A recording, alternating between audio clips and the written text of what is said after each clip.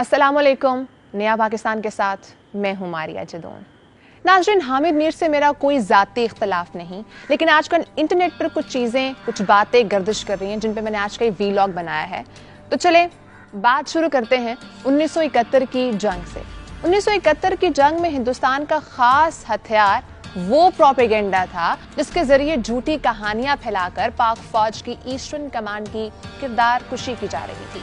ऐसे में कुछ सहाफ़ी वो भी थे जो हिंदुस्तान के उन झूठे प्रोपेगेंडों का मुंह तोड़ जवाब दे रहे थे। उनमें एक नाम हामिद मीर के वालिद बारिस मीर का भी था। बारिस मीर उस वक्त नवाए वक्त के साबिक एडिटर ज़हूर आलम शहीद के एक अखबार रोजनामा जावेदा में पाकिस्तान और पाक फौज का भरपूर दिफा किया करते थे। बारिस मीर की वफात के बाद हामिद मीर ने अपने बाप की जाली और झूठी दस्तावेजात तैयार करवाकर बांग्लादेशी हुकूमत को भिजवाना शुरू कर दी, जिनमें अपने ही बाप को पाकिस्तान का गद्दार और बांग्लादेश का हामी करार दिया गया था। My father, he made a public speech in a conference, and he said that the Pakistan army officers are involved in killing and murder and rape, and we have seen with our own eyes, and nobody is aware, so we must make some noise.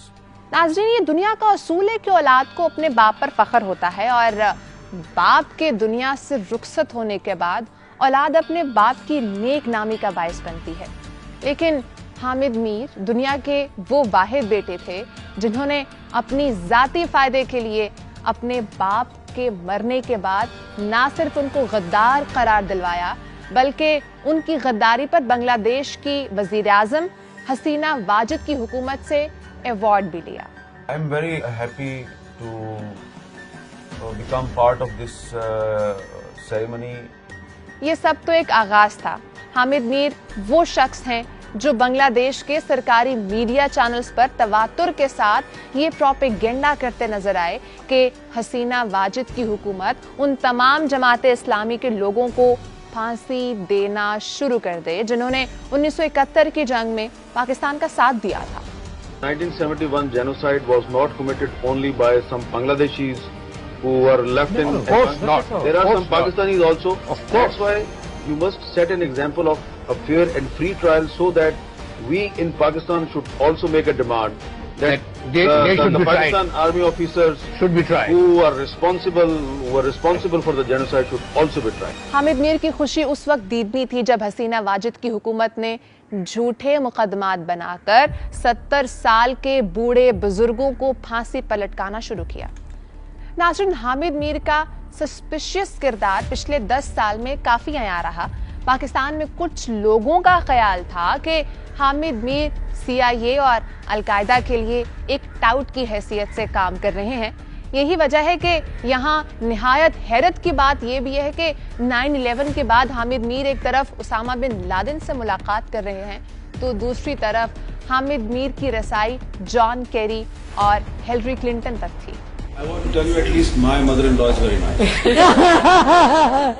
2009 और 2014 के दरमियान जब पाकिस्तान में खवारिजीन और मजहबी बागियों की दहशतगर्दी अरूज पर थी, तब हामिद मीर की कुछ ऐसी कॉल्स भी पकड़ी गईं जिनमें वो उन खारजी दहशतगर्दों को पाक फौज की नकलो हरकत के बारे में खुफिया मालूमात दिया करते थे। तो अभी ये क्या कहते हैं, और अफजाई का ऑपरेशन इन्होंने बंद करना या नहीं?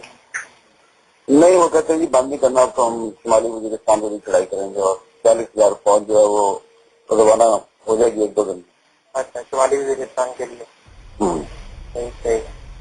आप में से अक्सर लोगों को पाकिस्तान एयरफोर्स के officer squadron leader Khalid Khwaja का नाम तो याद होगा।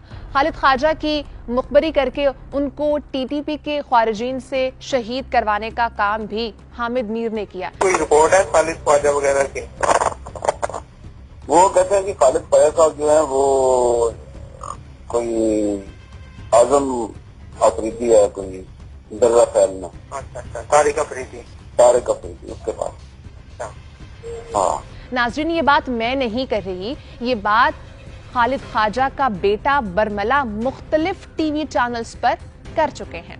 वो CIA और राव का एजेंट है और एशियन टाइगर्स का साथ उसका ताल्लुक है, तो उसने ये پیسے لے کے یہ کام کروایا، مجھے پکا یقین ہے. میں ویسے اس سے صرف یہ سوال کرنا چاہتا ہوں کہ اس نے مجھے یتیم کروانے، میری فیملی کو تباہ کروانے کے، میرے والد صاحب کو شہید کروانے کے کتنے پیسے لیے ہیں CIA اور را سے. حامد میر کی ان تمام سسپیشس ایکٹیویٹیز پر جب قانونی ادارے حامد میر کے خلاف ٹھوس شواہد کی بنا پر ان کو گرفتار کرنے ہی والے تھے، تب حامد میر نے خود پر حملے کا ڈرامہ کروایا اور الزام پاکستان کی انٹیلیجنس ایجنسی کے سربراہ پر لگا کر یہ واویلا شروع کر دیا کہ مجھے 6 گولیاں مار کر قتل کی کوشش کی. ان کا کہنا تھا کہ اگر ان پر حملہ ہوا تو اس کے ذمہ دار پاکستانی انٹیلیجنس ایجنسی ISI کے کچھ عہدیدار اور ISI کے چیف لیفٹیننٹ جنرل ظہیر الاسلام ہوں گے.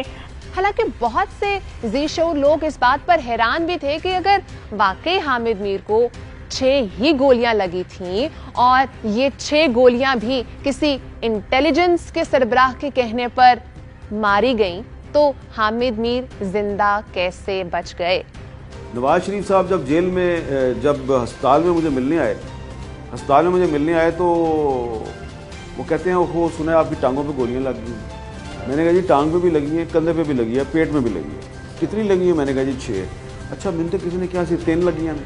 ناظرین یہاں پر آپ کو یہ بھی بتا دوں کہ حامد میر اپنے بھائی عامر میر کے لیے کافی پریشان رہتے ہیں کیونکہ ان کے بھائی شاید حامد میر جتنی ترقی نہیں کر سکے. یہی وجہ ہے کہ اپنا صحافتی اثر و رسوخ استعمال کر کے اکثر اپنے بھائی کو مختلف نیوز چینلز میں اچھے پیکیجز دلوانے کی کوشش میں بھی مصروف عمل نظر آتے ہیں. جب گزشتہ سالوں میں پاکستان میں دہشت گردی عروج پر تھی تب حامد میر ان لوگوں میں سے تھے جو یہ کہا کرتے تھے کہ پاکستان میں دھماکے خود پاکستان کے سیکیورٹی ادارے کرواتے ہیں. کہ یہ جو فوجی آپریشن ہو رہا ہے یہ صرف اور صرف غریب لوگوں کے خلاف ہو رہا ہے، ویسٹ کو دکھانے کے لیے ہو رہا ہے، ویسٹ سے پیسے بٹورنے کے لیے ہو رہا ہے. یہ القاعدہ اور طالبان کے خلاف نہیں لڑ رہے.